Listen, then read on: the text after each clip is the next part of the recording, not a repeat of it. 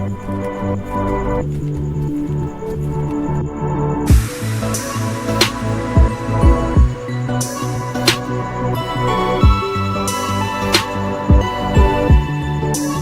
seorang awam bertanya kepada saya, tapi bertanyanya melalui YouTube, makanya dia manggil saya sesuai nama YouTube saya, Putra Romo Channel. Putra Romo Channel, apakah Putra Romo itu tidak memiliki adab berpakaian atau tata cara berpakaian? Saya perhatikan dimanapun Putra Romo Channel bertemu dengan para Putra Romo, pakaiannya nggak ada yang beres.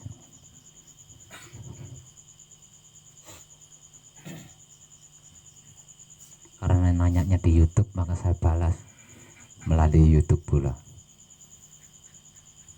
Putra Romo itu bukan adat berpakaian.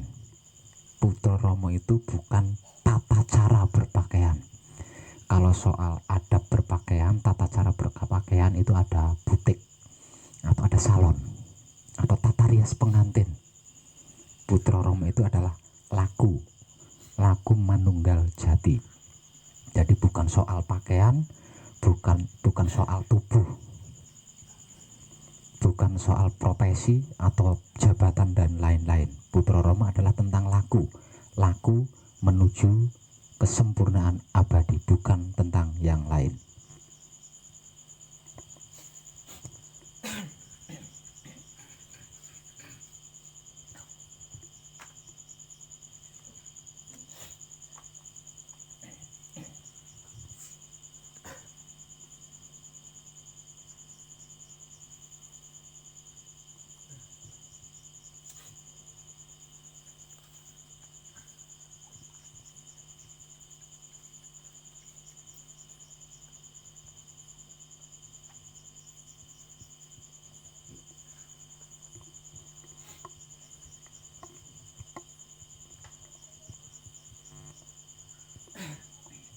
Peserta manekung tahap kelima yang saya perhatikan yang kurang maksimal adalah kesadaran.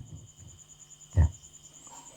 Peserta manekung tahap kelima yang kurang maksimal adalah tentang kesadaran panjenengan di luar patrap.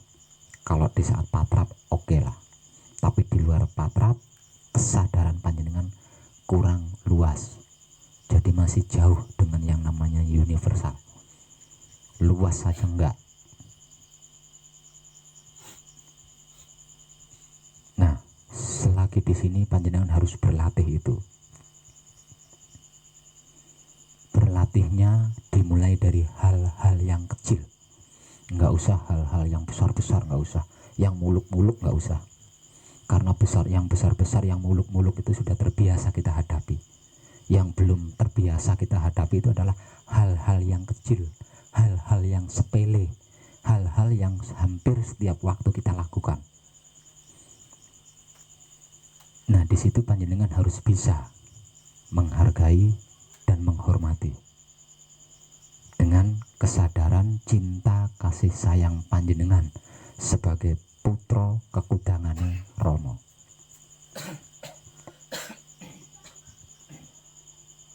Apakah hal-hal yang kecil dan sepele itu dan hampir setiap waktu kita lakukan?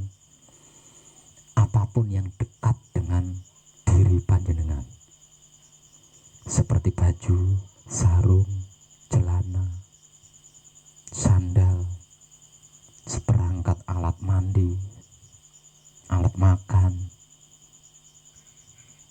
gitu. Berterima kasihlah kepada mereka atas perjuangan mereka yang sudah melindungi badan panjenengan, sudah melindungi kelamin panjenengan, sudah memperindah tubuh panjenengan, melindungi kaki panjenengan, melindungi dan membersihkan kulit panjenengan. Jangan anggap dia tidak punya hak untuk menerima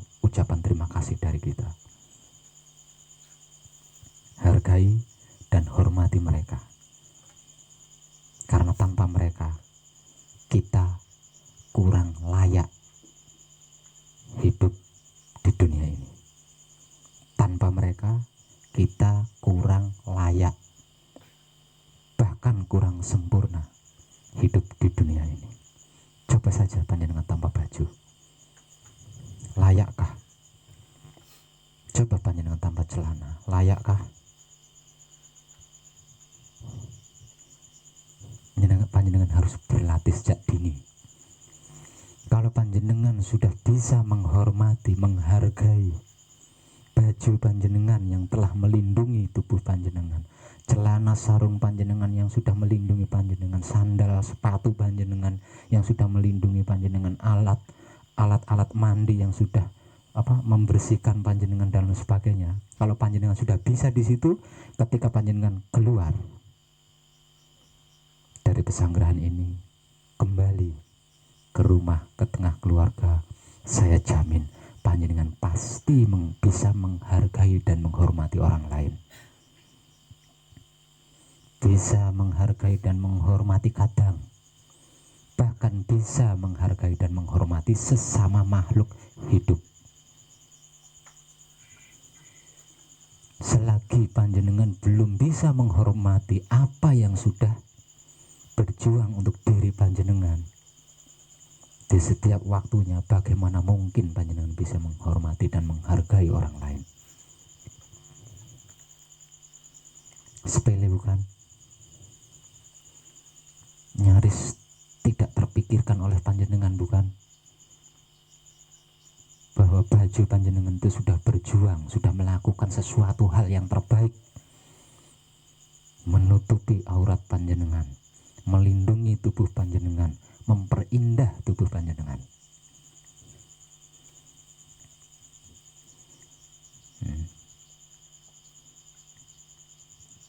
Jadi jangan sukanya ketika dia bersih, setelah dia kotor panjenengan lempar aja di tempat cucian.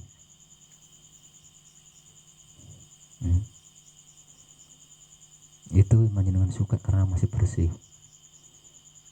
Coba ketempelan lumpur sedikit, kamu lepas dan kamu lempar begitu saja, padahal dia sudah berjuang melindungi tubuh kamu. Coba kalau tidak ada baju, sudah pasti lumpur itu akan menempel di tubuhmu.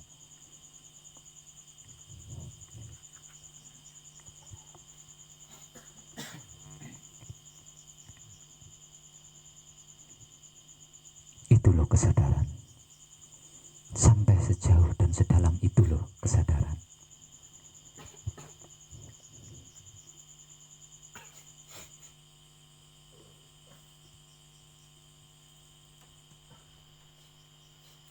Apapun itu dimulai dari diri kita sendiri.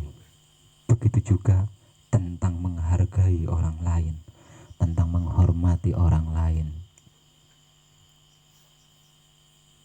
dan lain sebagainya tentang orang lain. Itu juga bermula dari diri kita sendiri.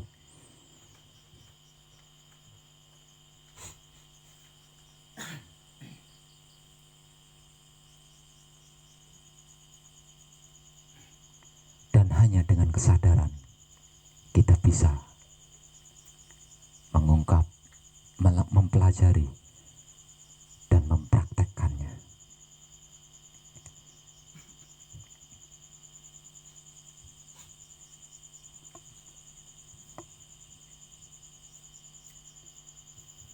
Pernah panjenengan mengucapkan terima kasih sama sarung panjenengan? Padahal dia sudah melindungi kontolnya sampean loh.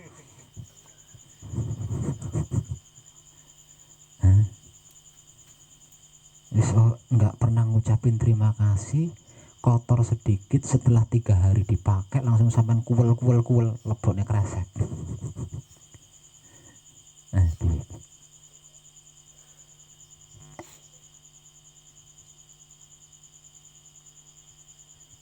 Kesadaran kita harus luas, kesadaran kita harus universal, kesadaran kita harus bijaksana.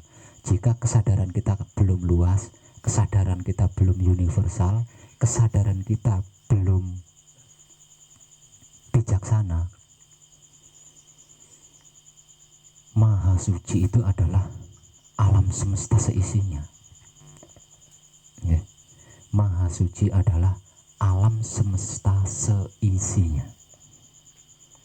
Nah, kalau kesadaran kita tidak luas, bagaimana mungkin kita bisa melihat wujud Maha Suci keseluruhannya?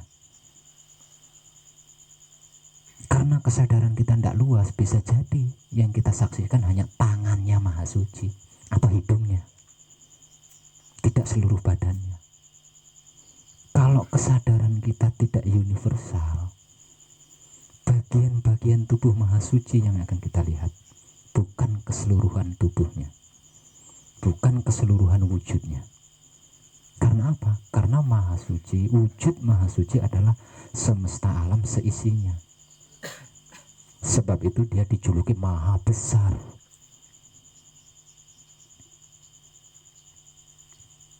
Dibutuhkan kesadaran luas untuk menyaksikan dia. Dibutuhkan kesadaran universal, dibutuhkan kesadaran bijaksana. Kalau kesadaran kita tidak bijaksana, ketika kita melihat tangannya Maha Suci,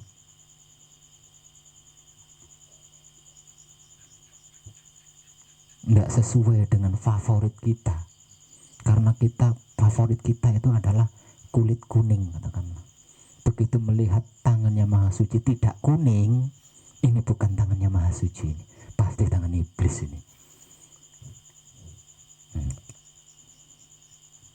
Padahal wujud Maha Suci adalah semesta alam seisinya. Artinya tidak ada sesuatu yang bukan bagian dari wujudnya Maha Suci. Nah, kalau kesadarannya enggak bijaksana, kalau kesadarannya enggak universal, yang ada menghakimi, menilai, apa nih? Ya, tuh. Semua itu hanya bisa dicerna dengan kesadaran. Dengan kesadaran tidak ada sesuatu apapun yang mustahil. Dengan kesadaran, bahkan ilmu yang bersifat gaib sekalipun, dengan kesadaran kita mampu menyelaminya.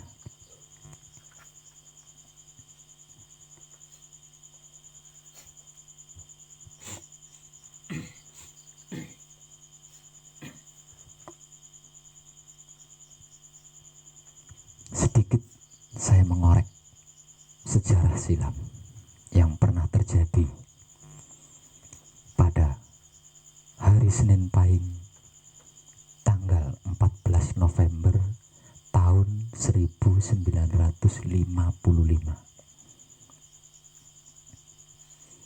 Saya harap panjenengan tidak lupa dengan apa yang saya informasikan kemarin malam.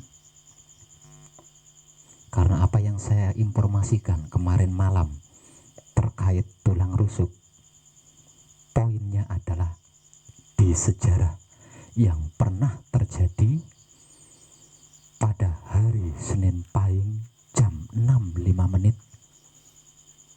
tanggalnya 14 November tahun 1955 Masehi. Seperti apa sejarahnya?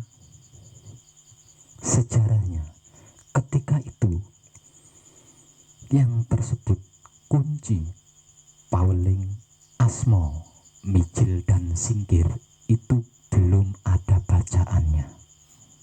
Ya. Pada waktu itu yang disebut kunci, Pauling, Asmo, Mijil dan Singkir itu belum ada bacaannya. Dia masih berupa rasa. Dan yang namanya rasa itu hanya ada pada jiwa-jiwa suci, jiwa-jiwa yang tercerahkan, jiwa-jiwa yang tidak ternoda oleh dunia apapun sebutannya. Dan pada waktu itu satu-satunya manusia, satu-satunya manusia suci, satu-satunya manusia tercerahkan, satu-satunya manusia yang tidak ternoda oleh duniawi apapun bentuknya, hanya beliau, Rama Semono Sastro Hadijoyo, di tahun 1955. Selain beliau, semuanya ternoda.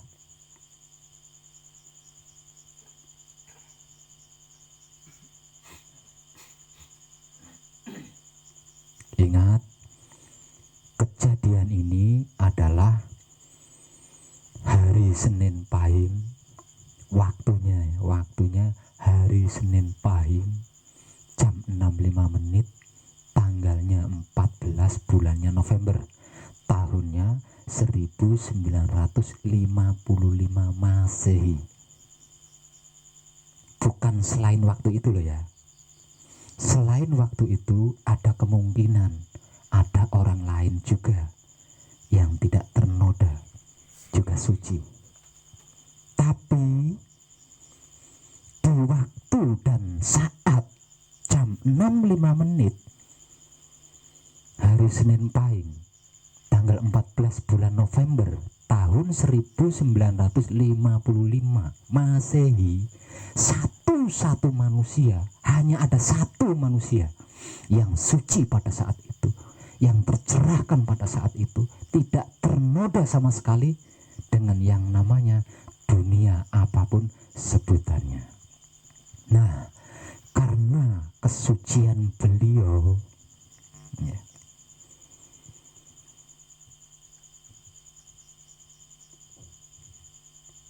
turunlah bacaan kunci, bacaan Pauling, Asmo, Mijil dan Singkir ke dunia ini. Andai saja pada waktu itu beliau tidak dalam keadaan suci, mungkin tidak sampai kepada kita saat ini.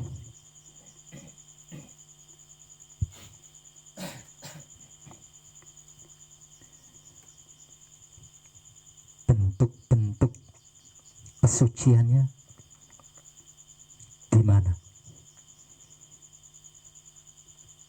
Bentuk-bentuk tidak ternodanya seperti apa? M. Semono Sastro Hadijoyo, fotonya ada di atas ya, itu sudah tua. Itu sudah tua ya. Coba panjenengan pikir kalau masih muda, mesti ganteng, angkatan laut lagi, sudah gagah, tampan, obsir, angkatan laut lagi. Wanita mana yang tidak tergila-gila kepada beliau? Ini zaman dulu. Sakti pula. Beliau dikenal sebagai dukun TNI, dukun dari kalangan Tentara Nasional Indonesia, se-NKRI lagi. Putri mana yang tidak tergila-gila kepada beliau? Istrinya 2, cantik juga, sama-sama sakti, bukan perempuan miskin lagi.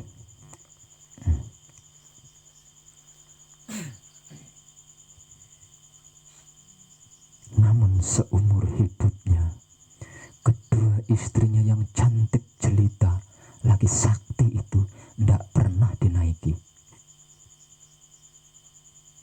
Ada yang mampu seperti itu, wali sekalipun.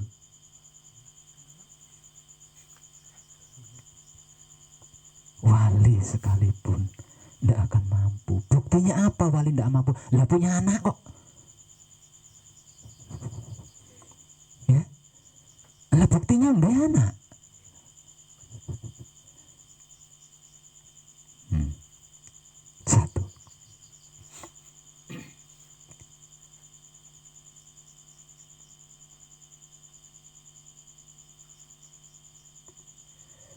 kedua,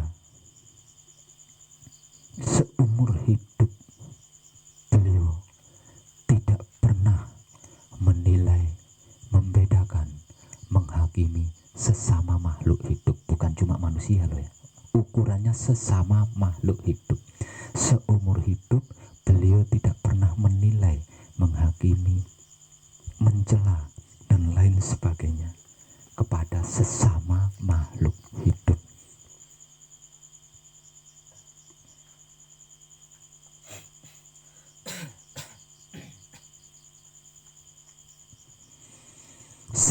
Selesai bertapa 3 tahun lamanya di gua, di dalam gua Singabarong, Nusa Kambangan, Cilacap, Jawa Tengah, bagian barat. Beliau mendapat hasil dari tapanya 3 tahun lamanya. Dia hanya mendapatkan apa? Sekuntum kembang wijaya kusuma. Itu bertapa 3 tahun lamanya sampai kedua lubang hidungnya itu dijadikan rumah sama kelabang. Nah, dianggap gua, dianggap lubang, jadi ada kelabang yang tinggal di kedua lubang hidungnya Rama Semono Sastro Hadijoyo.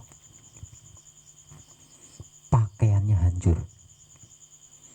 Ya, jika tersentuh ranting pohon atau angin, itu bajunya mepralnya hancur. Setelah selesai bertapa 3 tahun lamanya dan mendapatkan sekuntum kembang wijaya kusuma, beliau disuruh pulang dan jumeneng di wilayah Jawa Timur bagian utara. Dan di sana dia akan bertemu dengan tulang rusuknya. Seusai bertapa, dia berjalan. Ketika itu ada yang menarik perhatiannya, yaitu sekumpulan burung kuntul. Paham burung kuntul? Sejenis burung bango tapi berwarna putih ya. Ada sesuatu yang menarik perhatiannya, yaitu sekumpulan burung kuntul terbang di atas langit. Nah, sembari berjalan, M. Rama Semono Sastro Hadijoyo melihat ke atas, berjalan tapi sambil melihat ke atas. Nah, karena yang diperhatikan itu adalah burung yang sedang terbang, dia nggak tahu bahwa perjalanannya itu menyeberangi lautan. Dan dia juga nggak nyadar bahwa di sepanjang perjalanan itu terlalu banyak yang dia lalui, termasuk sesama manusia. Karena dia tidak sadar, berjalan dalam keadaan tidak sadar, karena perhatiannya terarah kepada sekumpulan burung yang sedang terbang di angkasa, sehingga dia nggak tahu kalau pada saat itu dia berjalan di atas air.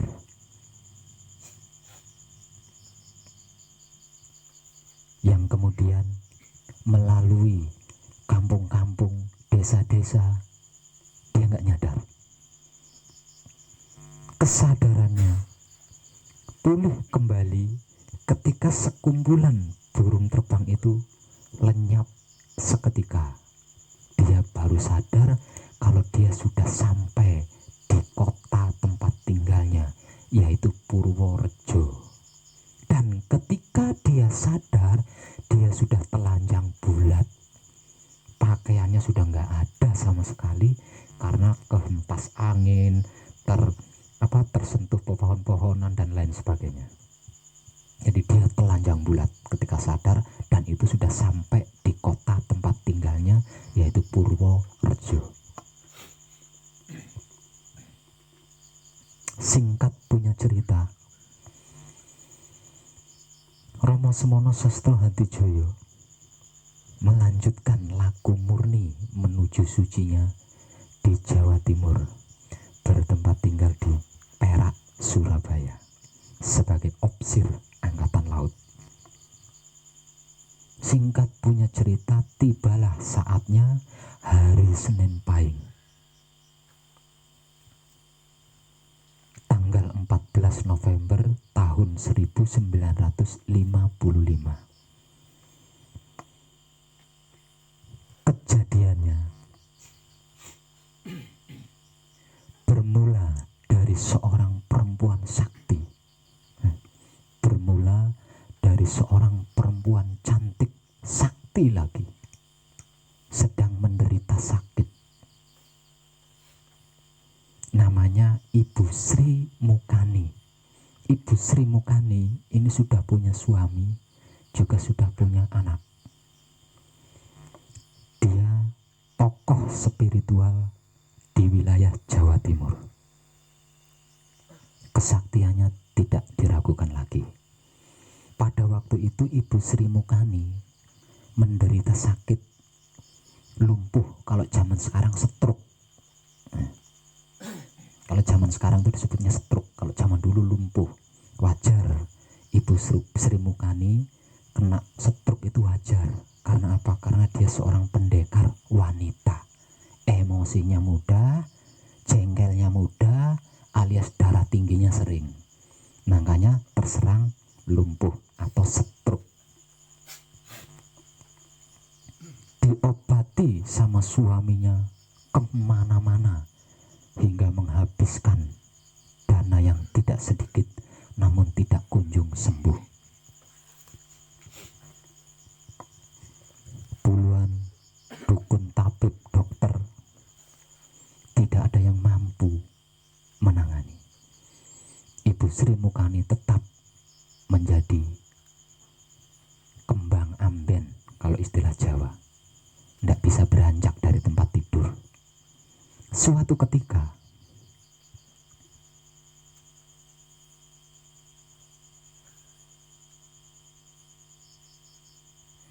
sebelum jam 6.05 malam Senin Pahing, Ibu Sri Mukani melakukan laku maneges sambil tidur karena tidak bisa duduk. Di dalam manegesnya beliau mendapatkan bisikan di dalam hati bahwa yang bisa menyembuhkan dia adalah dukun dari kalangan Tentara Nasional Indonesia yang saat ini sedang tinggal di Perak Barat, Surabaya. Bergegas Ibu Sri Mukani menyampaikan bisikan itu kepada suaminya, dan seketika itu pula sang suami langsung berangkat ke asrama Angkatan Laut Surabaya. Setibanya di sana, suami Ibu Sri Mukani bermohon, bahkan berlutut di kakinya Romo Semono, agar Romo Semono mau dibawa ke rumah beliau untuk menyembuhkan istrinya, yaitu Ibu Sri Mukani. Karena beliau adalah manusia bijaksana, tidak dimohon sekalipun dia pasti bersedia berangkat, karena ini soal cinta kasih sayang. Singkat punya cerita, dibawalah Romo Semono Sastro Hadijoyo oleh suami Ibu Sri Mukani menuju ke rumahnya yang kalau tidak salah di wilayah Mojokerto. Jadi dari Perak Barat Surabaya diboyong ke Mojokerto.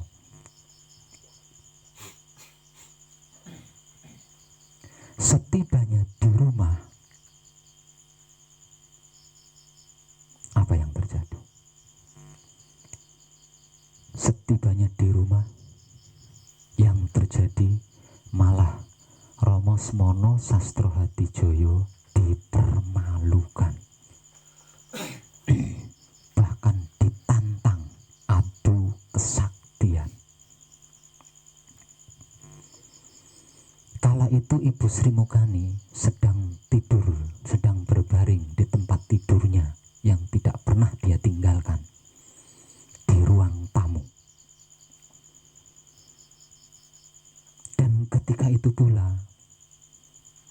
Semono Sastro Hadijoyo beserta suaminya membuka pintu dan masuk ke dalam rumah. Begitu melihat wujud atau sosoknya Romo Semono Sastro Hadijoyo, Ibu Sri Mukani langsung bisa bangun dari tidurnya. Tanpa basa-basi dia langsung bangun dan mengenakan pakaian. Setelah mengenakan pakaian langsung berjalan duduk di samping Romo Semono Sastro Hadijoyo. Duduknya di samping Romo Semono Sastro Hadijoyo bukan untuk berkenalan atau mempersilahkan atau menyambut layaknya tamu. Duduknya di samping Romo tak lain tak bukan hanya untuk mempermalukan Romo. Dan Romo Semono pun ditantang adu kesaktian. Dalam bahasa Jawanya, opo iki dukun angkatan laut sing kondang sak tanah Jawa iso nambani penyakitku. Apakah ini dukun angkatan laut yang terkenal setanah Jawa dan mampu menyembuhkan penyakit saya? Itu adalah kata-kata Ibu Sri Mukani kepada Romo Semono. Kalau memang iya, coba keluarkan seluruh ilmu kesaktian yang kamu miliki, akan aku untal, akan aku telan. Dan terjadilah adu ilmu, bukan menyembuhkan penyakit, tapi adu kesaktian.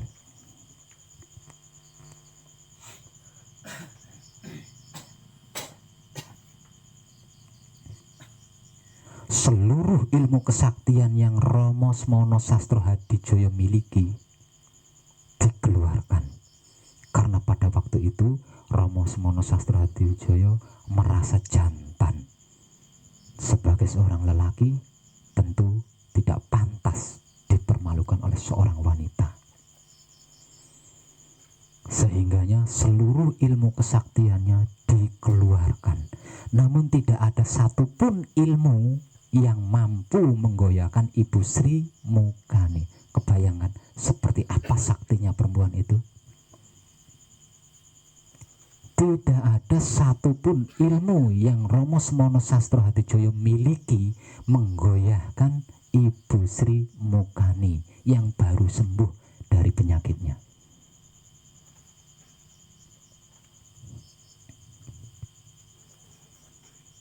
Dan kata-kata terakhir Ibu Sri Mukani, baru punya ilmu segitu saja kamu sudah memajang nama di tanah Jawa. Kalau masih ada, keluarkan semua.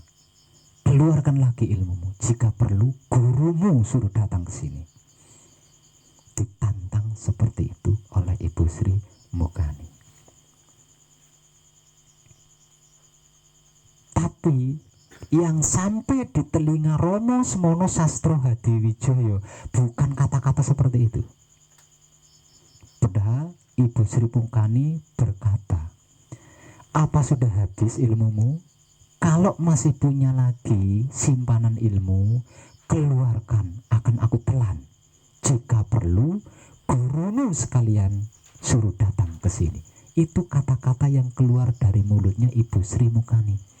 Tapi apa yang diterima oleh telinganya Romo Semono Sastro Hadijoyo? Seperti ini. Apa jeneng sira lali dek nalika nembe rampung tapa brata ing guwa Singobarong Cilacap Nusa Kambangan.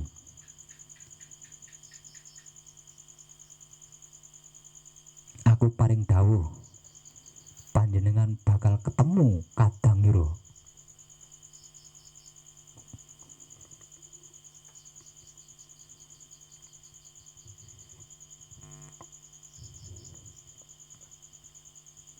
Ing kono jeneng sira bakal mijil.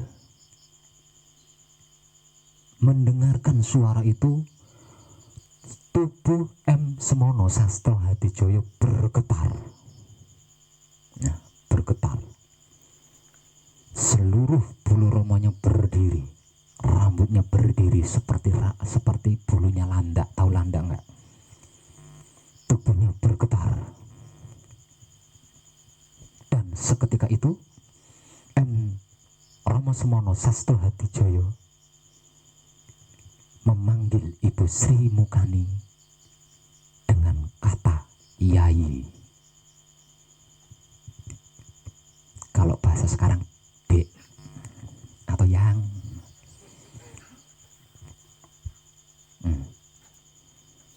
Ketika kata-kata Yai keluar dari mulut Rama Semono Sastro Hadijoyo, pada saat itu pula Ibu Sri Mukani langsung jatuh ke lantai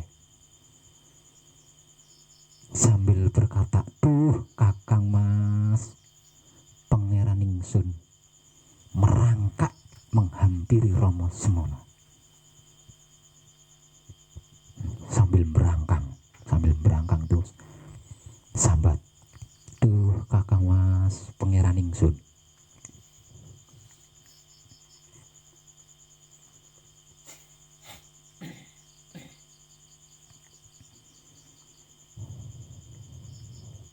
Setelah kedua tangan Ibu Sri Mukani yang bersusah payah merangkang berusaha mendekati Rama Semono Sastro Hadijoyo yang ketika itu tubuhnya sedang bergetar hebat. Andai saja bangunan rumah Ibu Sri Mukani itu adalah rumah reot, mungkin runtuh karena getaran tubuh Rama Semono. Setelah kedua tangan Ibu Sri Mukani menyentuh kedua telapak kaki Semono Sastro Hadijoyo, seketika itu lenyap wujud tubuhnya Ibu Sri Mukani manunggal menjadi satu kesatuan dengan Semono Sastro Hadijoyo.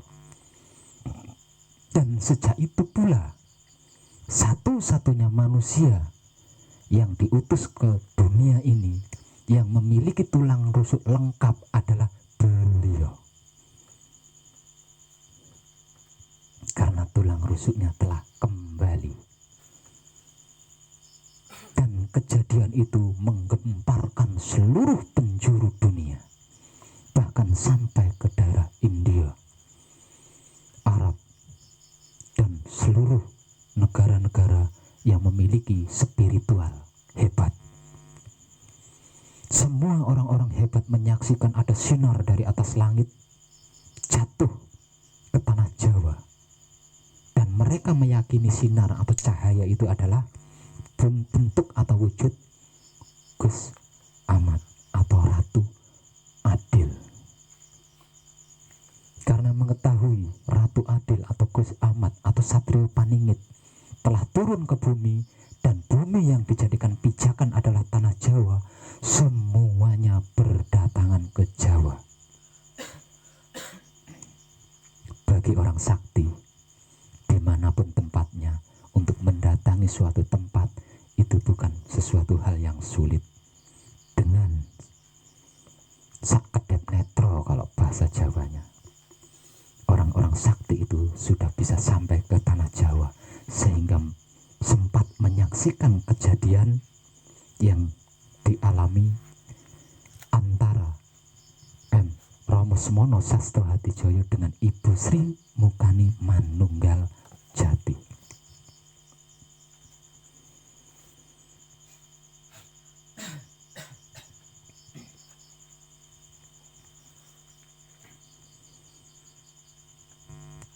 Setelah kemanunggalan itu diketahui oleh banyak orang, lenyaplah tubuh Semono Sastro Hadijoyo dari rumah tempat tinggal Ibu Sri Mukani,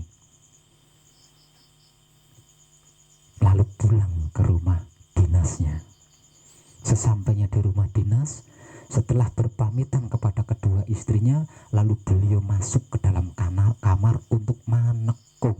Jadi istilah manekung itu sudah dari dulu itu sudah ada. Nah, ketika Rama Semono Sastro Hadijoyo menekung di dalam kamarnya, kejadiannya melebihi ramenya pasar harian rakyat kebakaran. Kedua istrinya hanya melihat sesosok tubuh M. Romo Semono Sastro Hadijoyo masuk ke dalam kamar. Namun di dalam kamar kedua istrinya mendengarkan berbagai macam suara. Semua wahyu yang dulu pernah diturunkan, bahkan yang belum diturunkan, itu diberikan kepada Romo Semono. Semua tokoh-tokoh sakti yang membutuhkan kesempurnaan abadi soan memohon kesempurnaan kepada Romo Semono Sastro Hadijoyo. Tidak henti-hentinya kedua istrinya mengintip kejadian itu dari lubang pintu. Bahkan saking penasarannya, ada kalanya pintunya dibuka, lalu ditutup lagi, dibuka lagi, ditutup lagi, tapi tidak berani masuk. Sehingganya kedua istrinya pun menyaksikan bahwa tubuh Romo Semono itu diliputi berbagai macam corak warna cahaya, sehingga kedua istrinya tidak mampu melihat tubuhnya, tubuh suaminya. Karena apa? Karena dilapisi sinar-sinar atau cahaya-cahaya yang tidak bisa dihafal warnanya, saking akeh. Pating cumlorot kalau dalam bahasa Jawanya. Setelah aman, nah bermula dari sinilah disebut mijile kunci. Bermula dari sinilah ada bacaan kunci, ada bacaan paweling, ada asmo, ada bacaan mijil, dan ada bacaan singkir. Sebelum itu kunci itu bukan bacaan, tidak ada bacaannya. Paweling itu bukan bacaan karena tidak ada bacaannya pada waktu itu. Mijil juga bukan bacaan karena pada waktu itu tidak ada bacaannya. Singkir pun sama, bukan bacaan karena pada waktu itu singkir itu tidak ada tulisannya. Nanti bacanya gimana? Hanya ada judulnya saja.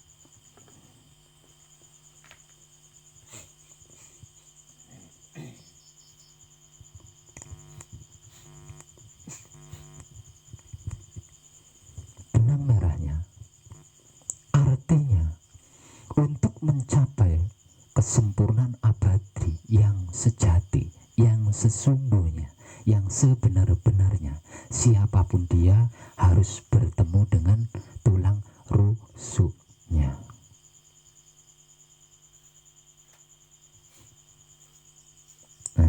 Nah, tulang rusuk inilah yang pada umumnya disebut jodoh.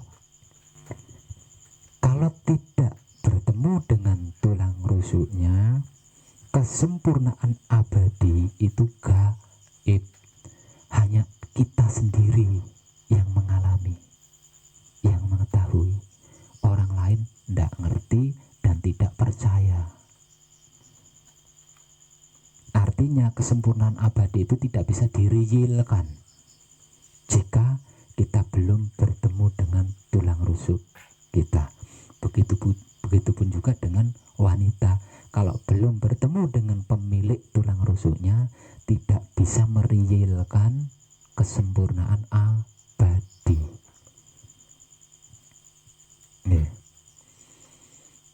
Kembali kepada sejarah yang terjadi pada jam 6.05 menit hari Senin Pahing tanggal 14 November tahun 1955, di mana ketika M. Romo Semono Sastro Hadijoyo bertemu dengan tulang rusuknya alias jodohnya alias garwane, apakah di situ ada perkawinan atau mungkin pengantin baruan? Bahkan keduanya tidak saling mengenal. Tidak ada unsur kesengajaan. Romo Semono Sastro Hadijoyo sudah punya istri, 2 lagi. Ibu Sri Mukani pun sama, sudah punya suami dan memiliki anak.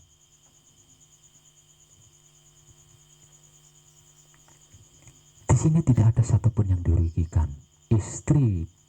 Kedua istri M. Semono Sastro Hadijoyo pun tidak merasa dirugikan karena tidak dirugikan kan.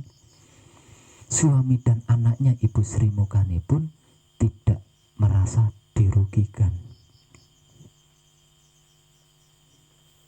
karena kejadiannya real.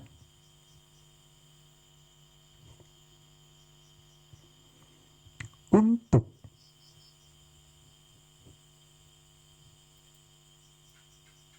mempercepat, mempermudah bertemunya antara sang pemilik dan tulang rusuk, soal jenis kelamin panjenengan harus pancalaku kepada Rama. Soal jenis kelamin panjenengan harus pancalaku kepada Rama, harus sendiko dawuh. Kalau tidak sendiko dawuh sama Rama, nggak akan bisa bertemu dengan tulang rusuk panjenengan. Artinya panjenengan tidak akan bisa merealkan kesempurnaan abadi. Begitu juga kaum wanita, sama.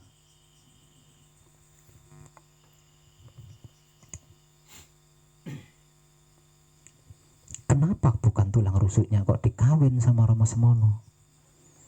Kemarin malam kan sudah saya bahas. Ada kalanya sang pemilik tulang rusuk sudah sempurna, tapi tulang rusuknya tertinggal karena belum laku manunggal. Atau sebaliknya, tulang rusuknya sudah laku manunggal, pemilik tulang rusuknya belum laku manunggal. Nah, akhirnya simpang siur di sini. M. Rama Semono Sastro Hadijoyo adalah menolong tulang rusuk yang sebatang kara. Walaupun kedua istrinya memiliki orang tua, memiliki saudara, kaya raya lagi, namun pada hakikatnya kedua istrinya adalah sebatang kara. Karena sebagai tulang rusuk, sebagai wujud tulang rusuk, dia sudah ditinggalkan sama pemiliknya. Artinya apapun yang dia pelajari tidak akan bisa menjadikan dia berhasil mencapai kesempurnaan abadi. Karena itu Rama Semono Sastro Hadijoyo merengkuhnya, menolongnya.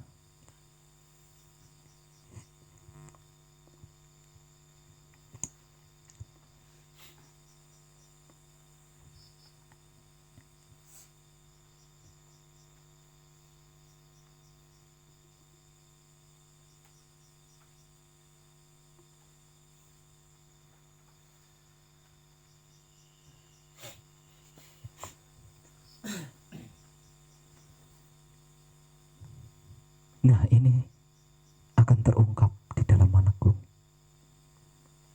Nah, hal itu akan terungkap di dalam Manekung. Tentang identitas jati diri pribadi panjenengan, manusia baru apa manusia lama, akan terungkap di sini.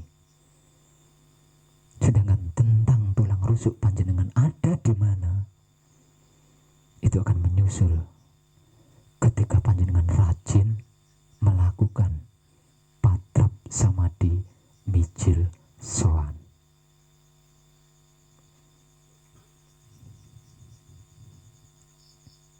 Sedangkan cepat atau tidaknya, gampang atau sulit, itu bergantung kepada pancalaku panjenengan kepada Rama. Tentang cepat atau tidaknya panjenengan bisa manunggal dengan tulang rusuk, tentang sulit atau gampangnya panjenengan bisa manunggal dengan tulang rusuk, itu bergantung kepada pancalaku panjenengan kepada Rama. Kalau soal mengetahui di mana tulang rusuk panjenengan, itu bergantung kepada patrap samadhi mijil sowan yang panjenengan lakukan. Setelah selesai Manekung, di beberapa video terkait Manekung sudah saya jelaskan. Selesai Manekung bukan berarti kita selesai selesai laku. Kita tetap laku, tetap patrap walaupun sudah melakukan manekung. Hanya saja laku kita setingkat lebih tinggi. Kalau setelah manekung, sebelum manekung, laku kita adalah laku murni menuju suci. Setelah manekung, karena kita sudah sampai di suci, maka laku kita adalah laku suci menuju abadi. Di dalam laku suci menuju abadi, semakin sering panjenengan melakukan patrap samadhi mijil sowan, semakin banyak ilmu-ilmu pengertian, ilmu-ilmu pemahaman, ilmu-ilmu pengetahuan, dan kesaksian-kesaksian lainnya akan panjenengan dapatkan, termasuk pengetahuan tentang di mana tulang rusuk panjenengan.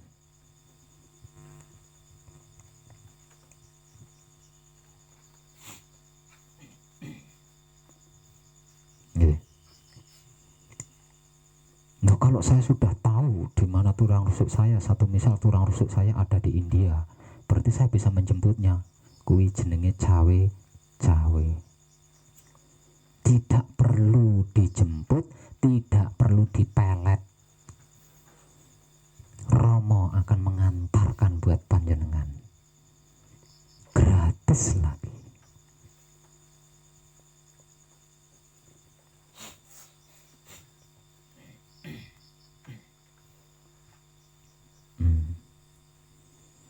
Untuk yang sudah punya suami, untuk yang sudah punya istri, bergantung. Apakah itu tulang rusuk saya apa bukan? Koreksi saja rumah tanggamu. Kalau lebih banyak seia sekatanya, apalagi sampai mendukung panjenengan laku kunci, udah jelas itu mesti tulang rusuk.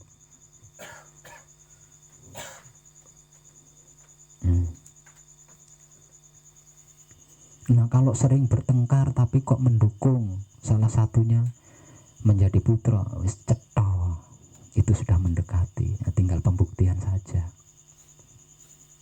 Kemungkinan besar dia adalah tulang rusukmu. Kalau bukan tulang rusukmu, mesti wangel nompo ponco gaib, mesti jenengan disebut sesat.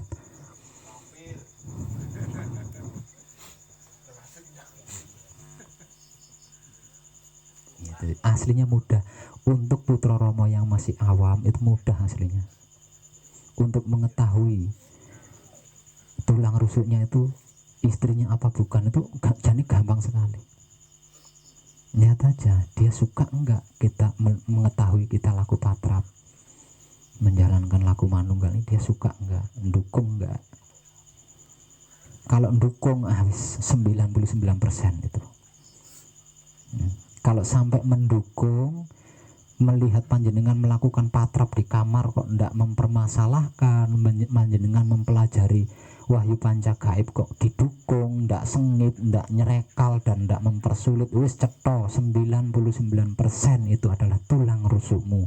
Tinggal membuktikan saja secara real kepada Romo.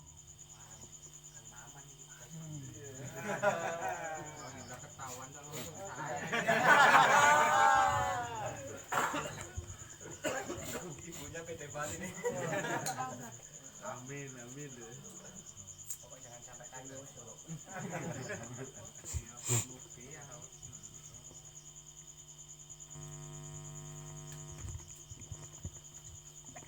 Nah, kalau pembuktiannya bagaimana? Pembuktiannya, nah kalau dua-duanya berhasil saya antar masuk ke dalam kesempurnaan abadi, udah wes, stempel deh jodohmu itu.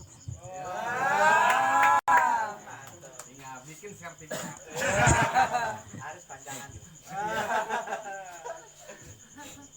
Dirayakan.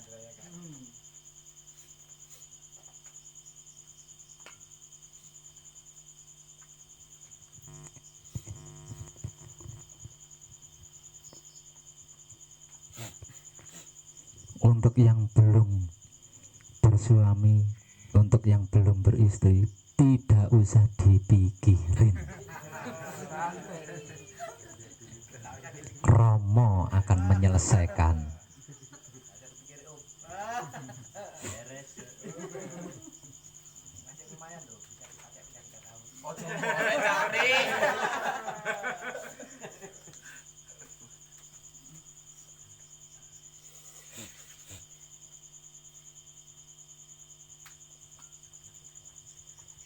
Jadi untuk panjenengan yang sudah berkeluarga tapi keluarganya salah satu pihak tidak mendukung, jangan berpikir nanti kalau saya ketemu sama tulang rusuk saya bagaimana. Contohnya seperti yang dialami Romo Semono Sastro Hadijoyo, nggak ada masalah kan.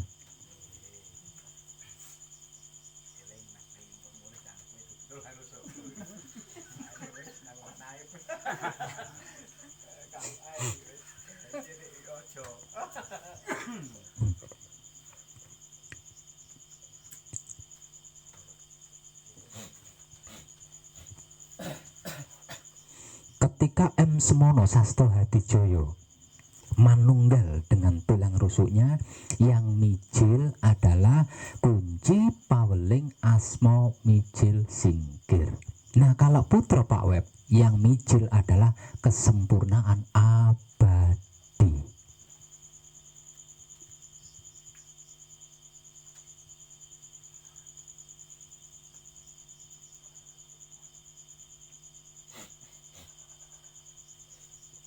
Bayar utang. Kok bayar utang Pak Web? Ya, karena putra adalah bentuk hutang dari Romo. Jadi kita harus membayarnya kepada Romo. Utang piye? Jeneng sira sun mijilake, mula jeneng sira kudu bisa mijilake ingsun. Apa enggak utang itu? Itu hutang kita. Kamu saya lahirkan, maka kamu harus bisa melahirkan aku. Kamu ada karena aku lahirkan, maka kamu harus bisa melahirkan aku. Jeneng sira sun mijilake, mula jeneng sira kudu bisa mijilake ingsun. Ini hutang kita pada Romo. Ketika Romo manunggal dengan tulang rusuknya, yang mijil, yang keluar gitu ya. Nah, orang ngerti mijil. Kunci paweling asmo mijil lan singkir. Nah kalau putra kesempurnaan abadi. Lunas wes.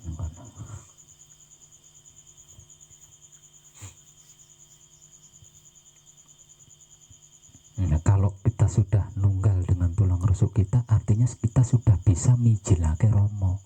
Nah kalau Romo yang jumeneng, nggak ada yang mustahil. Tak iya.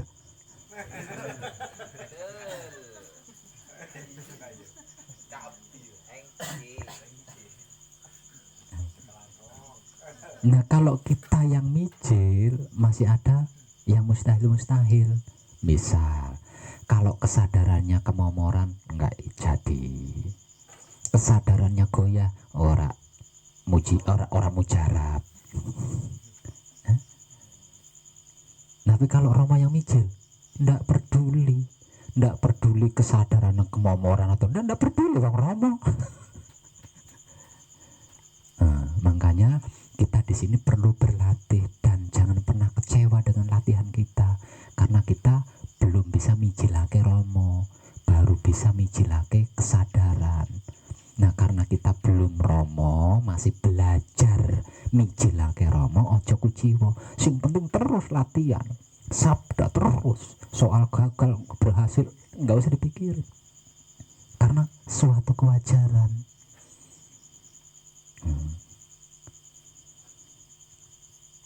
Tidak selamanya kesadaran kita itu kemomoran itu enggak selamanya. Ada saat-saat tertentu di mana kesadaran kita itu murni, di mana kesadaran kita itu full.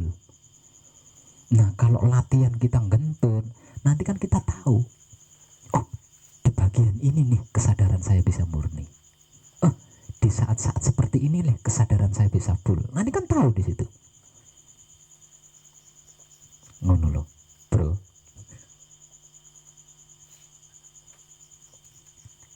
Oke.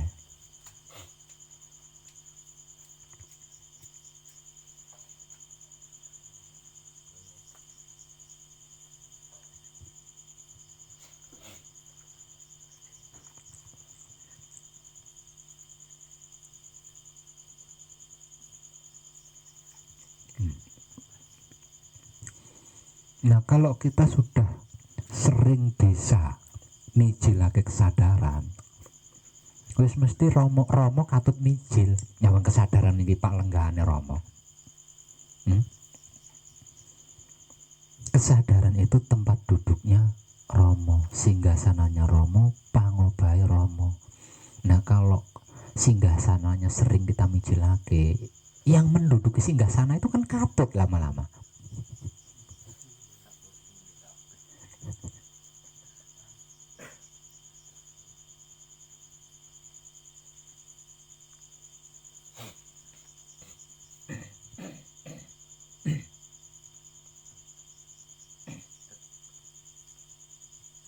Nah, itu perlu kita latih.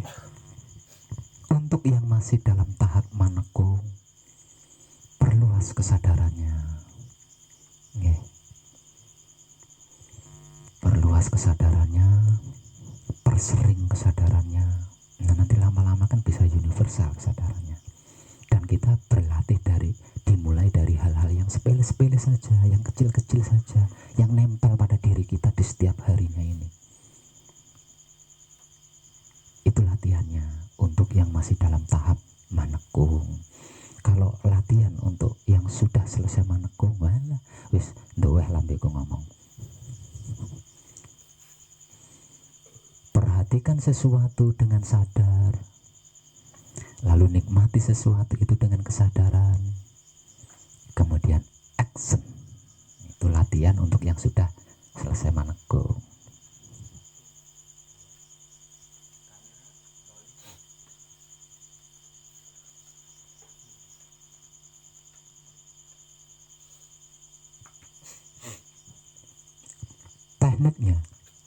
Tekniknya yang masih manekung atau yang sudah manekung sama saja. Tekniknya ada di ketika kita patrap samadhi mijil sowan, ketika kita patrap samadhi sabdo sejati nisatrio, ketika kita patrap samadhi mijil sejati. Nah, itu tekniknya podo ae. Sing isih manekung utawa sing wis rampung manekung podo. Kan latihannya di situ, latihan tekniknya.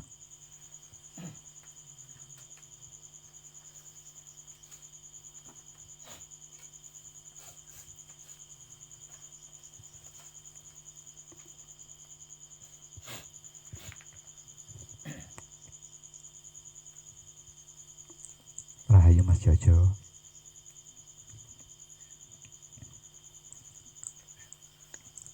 Tambah ganteng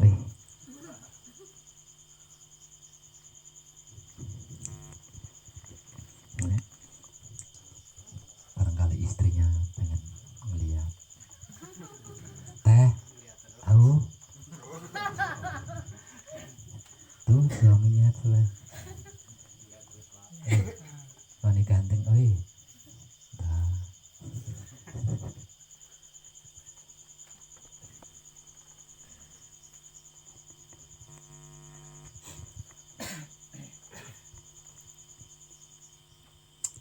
Matur nuwun Rama. Mas Zainal, sudah berapa kali hari ini mengucapkan terima kasih? Orang kahitung.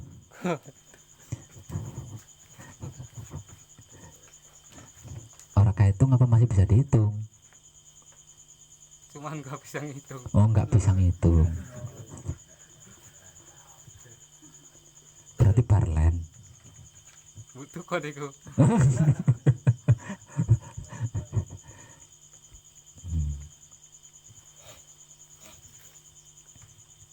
Ada yang mau bertanya? Barangkali ada yang mau bertanya atau punya unek-unek, mau ngungkap atau punya ungkapan, monggo. Ini adalah kesempatannya.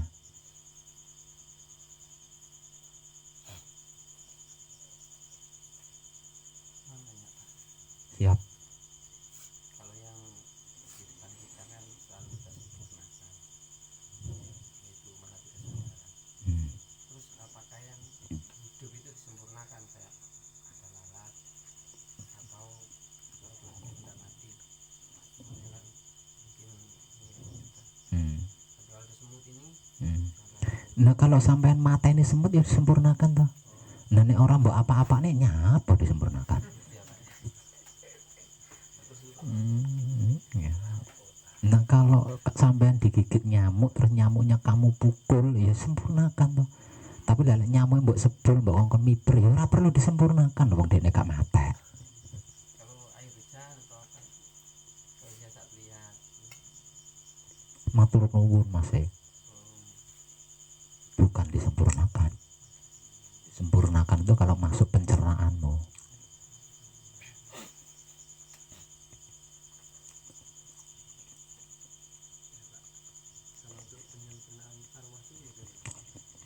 Oh itu ada pelajarannya. Iya ya. Jangan selesaikan dulu manekungnya. Nanti ada pelajarannya.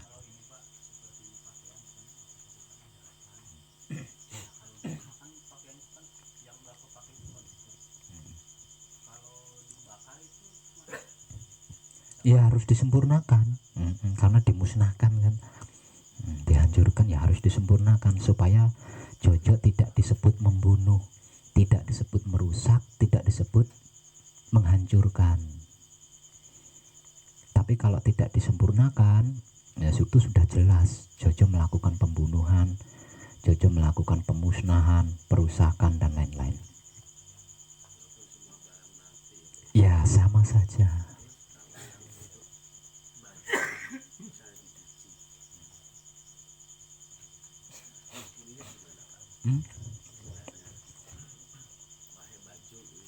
Kalau soal nyuci sih nggak masalah, nggak masalah karena itu kan sesuatu yang apa namanya bukan menghina kan, bukan meremehkan.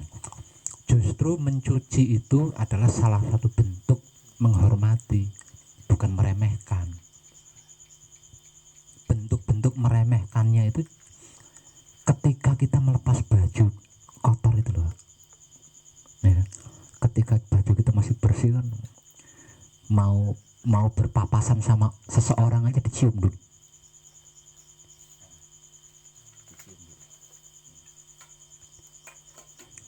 Ketika dia bersih, khawatirnya nanti orang lain yang berpapasan dengan kita bau baju kita kan.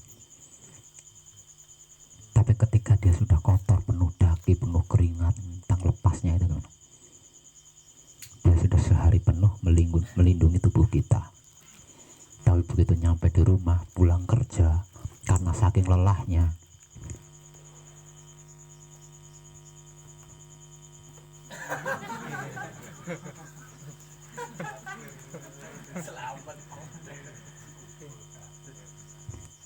padahal sehari penuh dia sudah melindungi tubuh kita ya. Seharusnya engkau sangat luar biasa wahai baju. Sehari penuh engkau rela melindungi aku. Simpanlah baik-baik.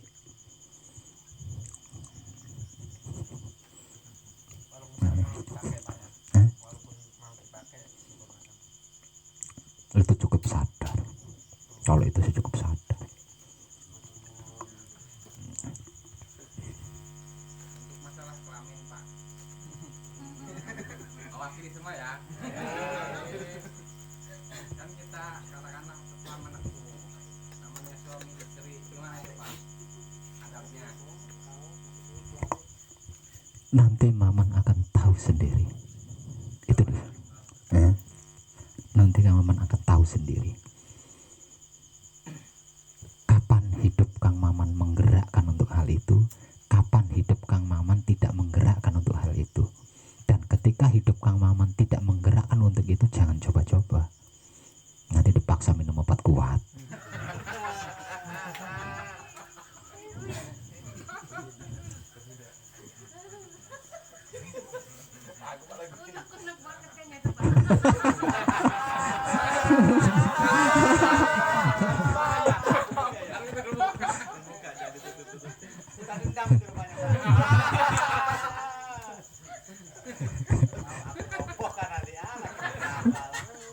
Anasir kalau itu. Kalau belum main kok iso jebol gunung.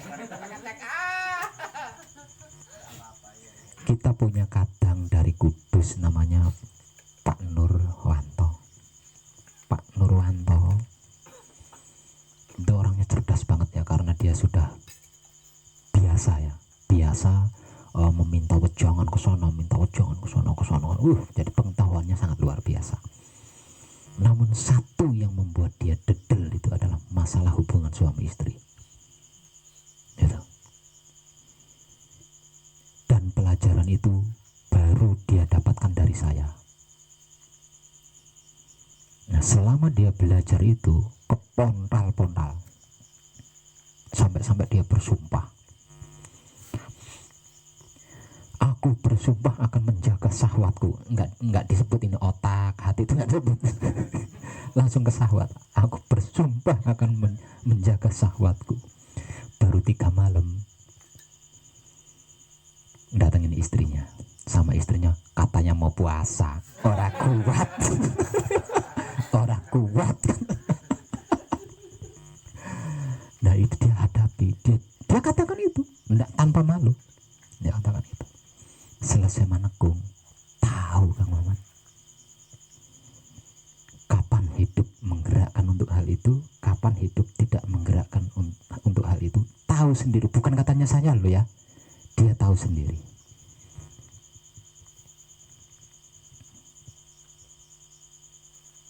Sehingganya saat ini dia berumah tangga itu tidak menuruti 4 anasirnya, tapi menuruti hidupnya, mengikuti gerak-gerik hidupnya, bukan 4 anasirnya. Dan menurut bocoran lagi, sekarang istrinya jauh lebih bahagia. Karena apa? Karena servisnya lebih luar biasa.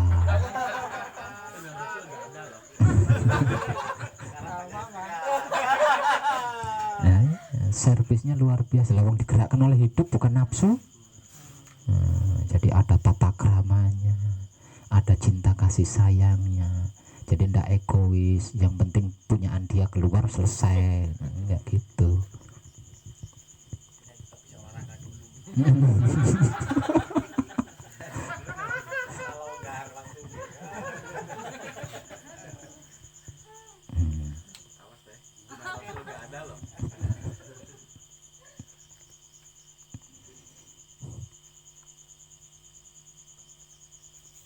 Rahayu Mas Arianto. Itu Susan ding, kan malam.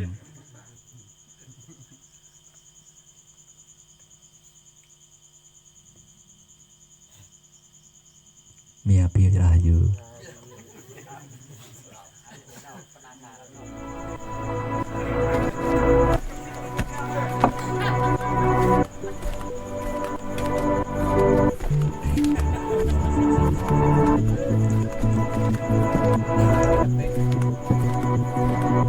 Atur gini.